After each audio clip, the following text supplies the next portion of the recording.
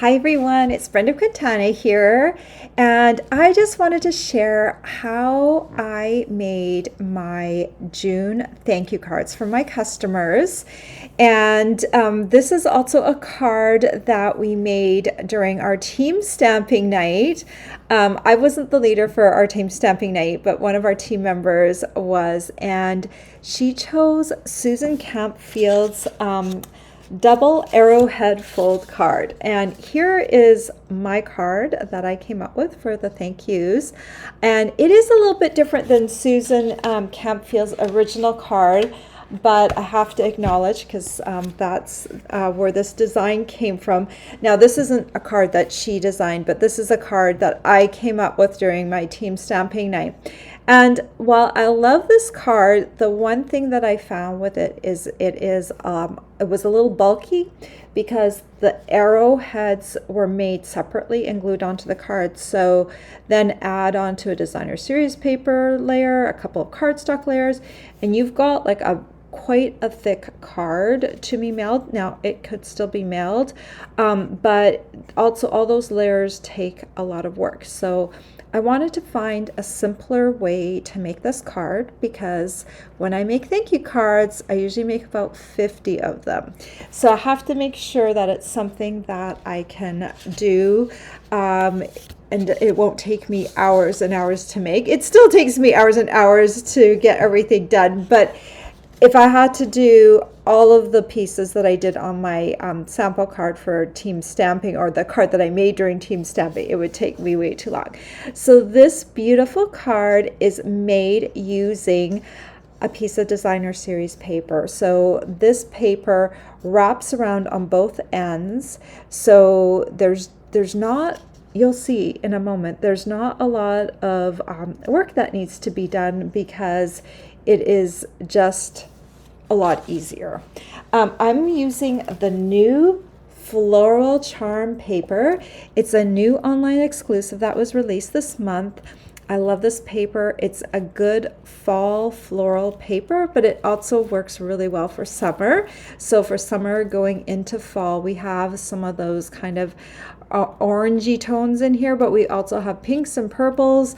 So there's lots of different colors in here, and this paper is just beautiful. I'm going to show you all the sheets in just a moment. What else did I need to tell you? The nice thing about the card and the way I designed it is that you can get 3 cards out of one 12 by 12 sheet of designer series paper. So that makes it really nice because you are using up the full 12 by 4 inch or a third of the paper when you're doing this, and you won't have any leftover little pieces if you're doing 3 cards out of one 12 by 12 sheet. So that's kind of nice to have a piece of paper, or to have a card that uses up all of that paper. So you can make this card just without like an actual card that opens on the back, or you can make it with one that opens. Like on my original card, like the one Susan originally made, does come with a card base attached, and you can do that. But for my thank you cards, I don't have anything that I write in the inside of my thank you cards typically. So for me, this is just great. And if you wanted to write on here, you could just cut yourself a piece of lighter cardstock for the back to go on the back. All of the patterns of the paper work really well for this design. So I did them in all the 6 floral patterns, and you can see both sides of the paper here. Here's maybe let me see if I find the best possible example of it. So you can see with this paper here, you have this floral. You can see peeking through the arrows, you have the back side, and right around the edges here of my very vanilla piece, you can see the paper is also peeking out. The back sides of these papers are kind of a neutral tone on tone paper, so it works really well. I think that's all I need to tell you ahead of time. Oh, one thing. So I am giving the customers who ordered from me in June access to a free project sheet for this thank you card. And also this is going to be a free project sheet for my team members. If you would like this project sheet, all you have to do is place an order of $20 or more and request it, because this will be one of my paid project sheets, because I want to reward my customers for ordering with me, and I also want to reward my team for being part of my team. And I just love that this card originated during our team stamping night. One of our team members was leading that night, and she picked this card, and everyone who came got to make it. And that is just kind of a fun thing that we do when you're part of my team. So if you've ever thought, if you're spending a lot with Stampin' Up, and you are thinking, yeah, I'd like to be part of something a little bit bigger, I want to be on Brenda's team, think about it, because you can absolutely be a hobby demonstrator and be part of my team, and then you get to come to our online events and everything. So I hope you will think about that. So I'm going to switch over to my other camera, and we're going to get started. If you're looking for any of the supplies that I used today, look down below in the description of the video. I will also link over to my blog post. Let me zoom in a bit. All right. Okay, so you can see a peek of my project sheet that I've been working on for my customers and my team. And I also will have a diagram for everyone for everyone who earns the project sheet. It's usually a 2-pager, my project sheets. The first page has the instructions, supply list, and a photo, and the second page has a diagram. So let's take a look at this beautiful paper. Here's one of the papers, and look at the back side. Then we have this one. This one has Berry Burst on the back, and then this one could work very well for fall, and it has Timid Tiger color on the back. This one would also work nicely for fall, and it has Mossy Meadow on the back. And this one's maybe more summer color. It has Night of Navy on the back. And finally, this one has Blackberry Bliss on the back. So beautiful paper. And I love that it has these neutral patterns on the back that are really useful as well. If you don't want the paper to steal the show of the card. All right. I'm going to show you, first of all, before I forget, let's look at all the different cards that I made, all the color combinations. So this is the one that's in Pretty Peacock. This one's the Berry Burst card. And for all of these cards, what I did, and you'll see this in a moment, but if I use Pretty Peacock on the back of the card, that's the same color ink I used. I stamped the greeting in full strength, and then I stamped the rose from the Charming Day stamp set, because this is part of the same suite.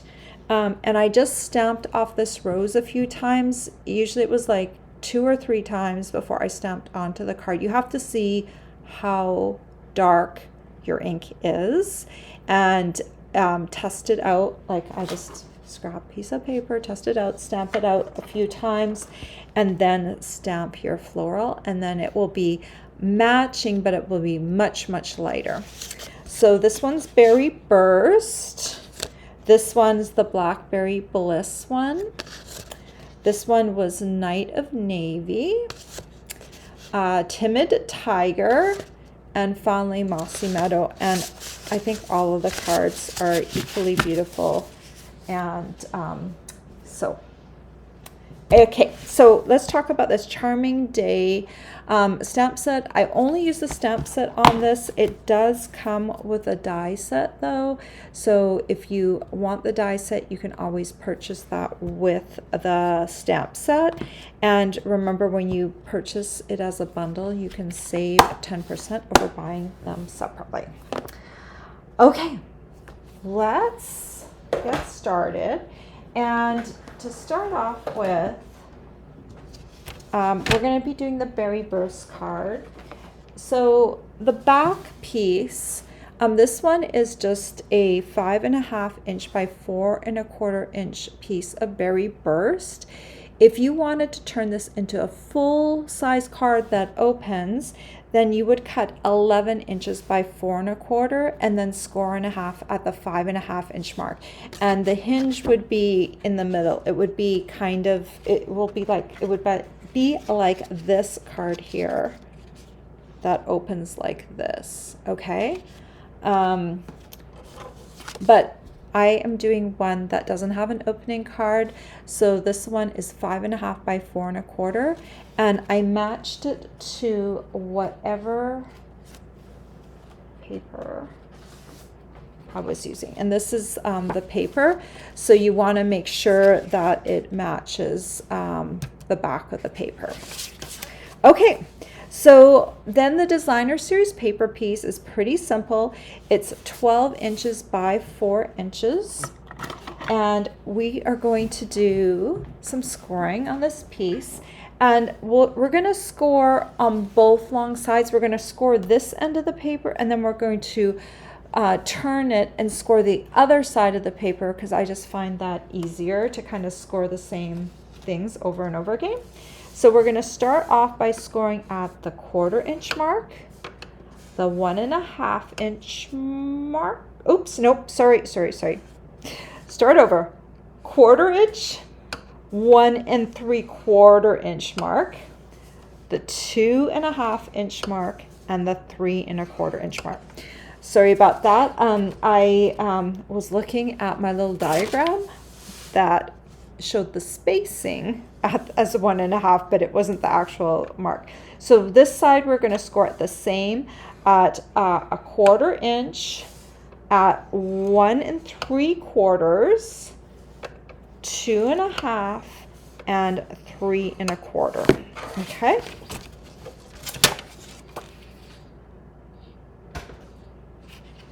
This card is not hard to make at all. So you're going to have 4 marks on here, 4 score marks, and I'm just looking at this right now.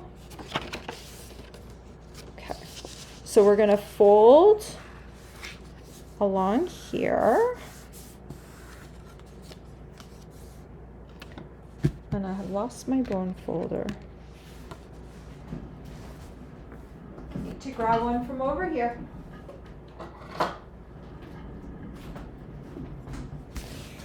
All right, so we're gonna fold, and we're gonna fold like this.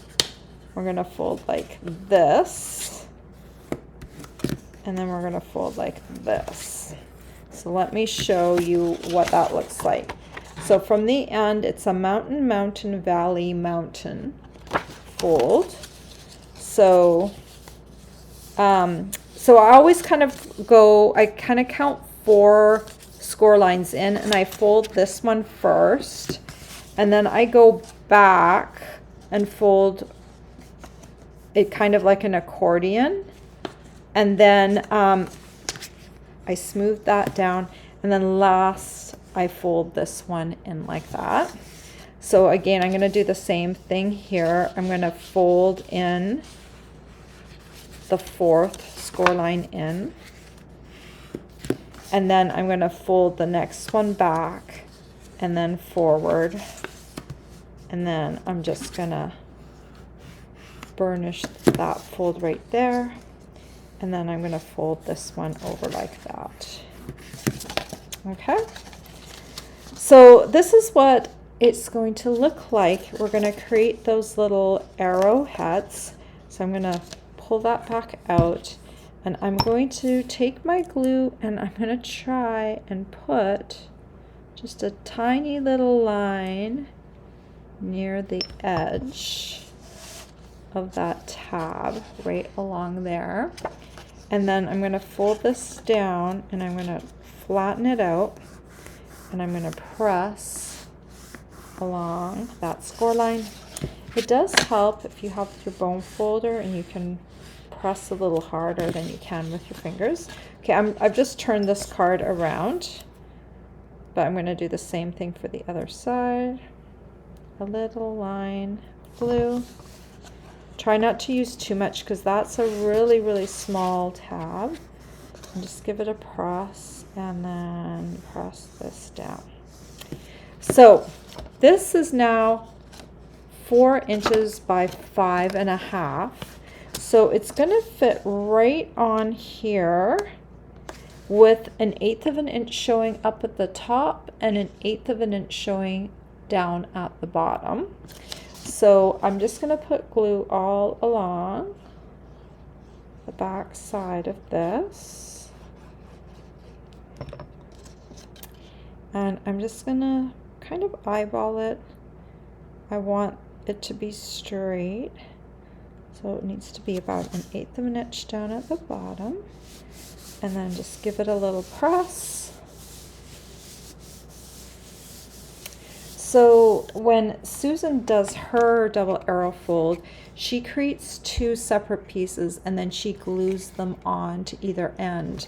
So if we just want to compare like the bulk factor, this, because we're using cardstock, you could probably also use designer series paper on the ends here, which would make it a lighter piece. But just all the different layers, because we've got a designer series paper layer inside there too. It's really beautiful to have all those layers, but I have nice paper on that side too.